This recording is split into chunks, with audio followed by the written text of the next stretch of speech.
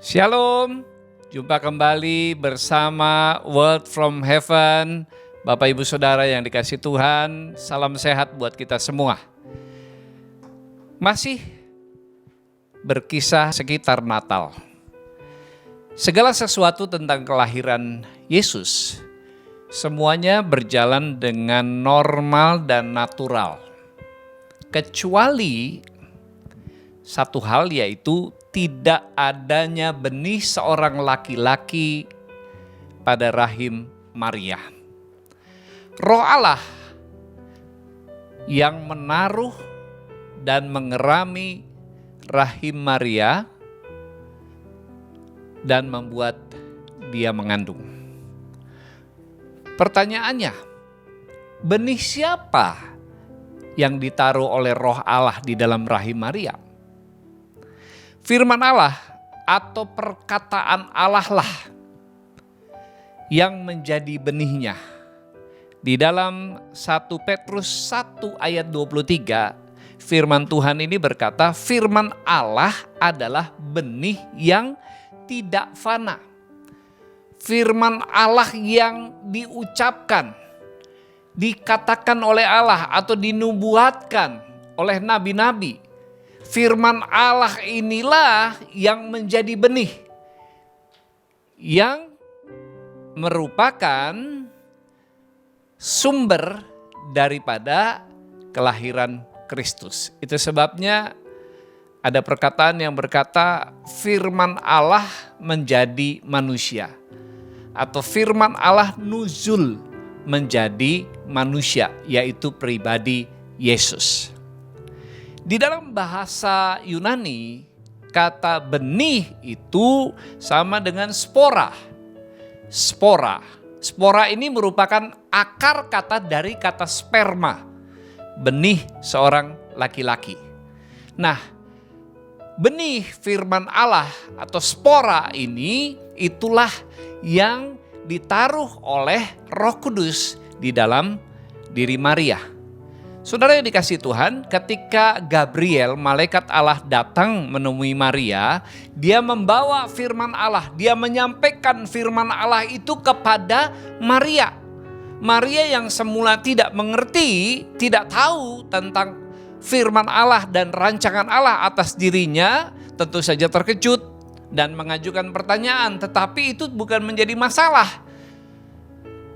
Saudara yang dikasihi Tuhan, ketika malaikat Allah membawa firman Allah itu kepada Maria, maka Roh Kuduslah yang mengerami, memasukkan firman Allah itu ke dalam rahim Maria, sehingga itu menjadi benih yang berbuah menjadi Yesus Kristus.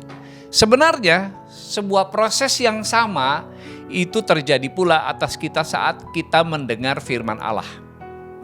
Agar firman Allah atau benih Allah itu bisa terjadi di dalam kehidupan kita, kita harus menerima dan memeliharanya di dalam hati kita dengan iman.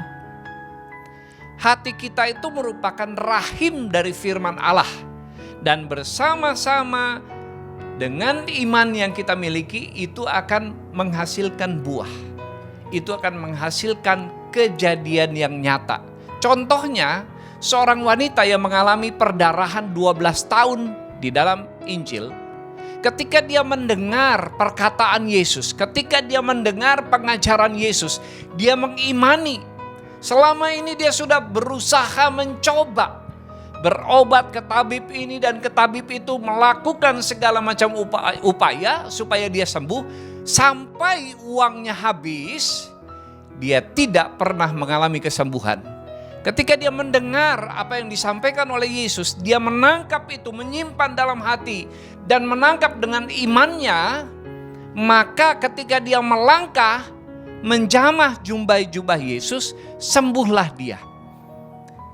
Mari kita tangkap setiap perkataan firman Allah yang kita baca, atau kita dengar melalui khotbah atau renungan, lalu kemudian kita tangkap dengan iman, masukkan ke dalam hati, maka itu akan menghasilkan buah kenyataan di dalam hidup kita.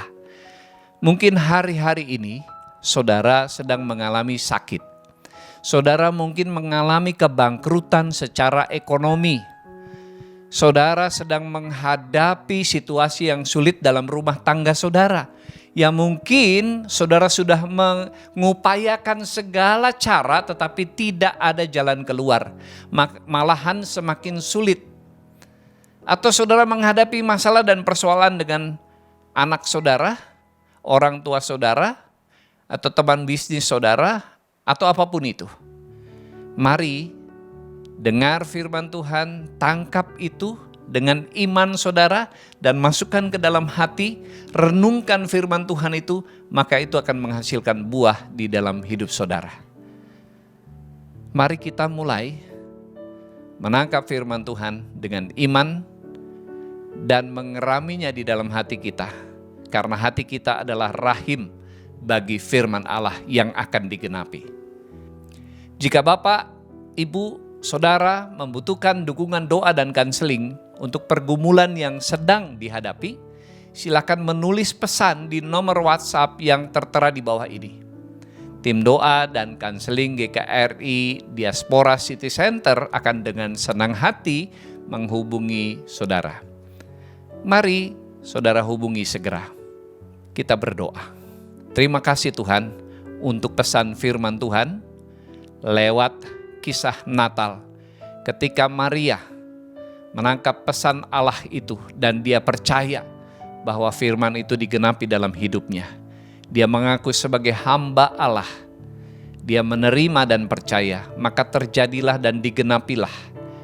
Kristus lahir melalui dirinya di tengah-tengah dunia ini.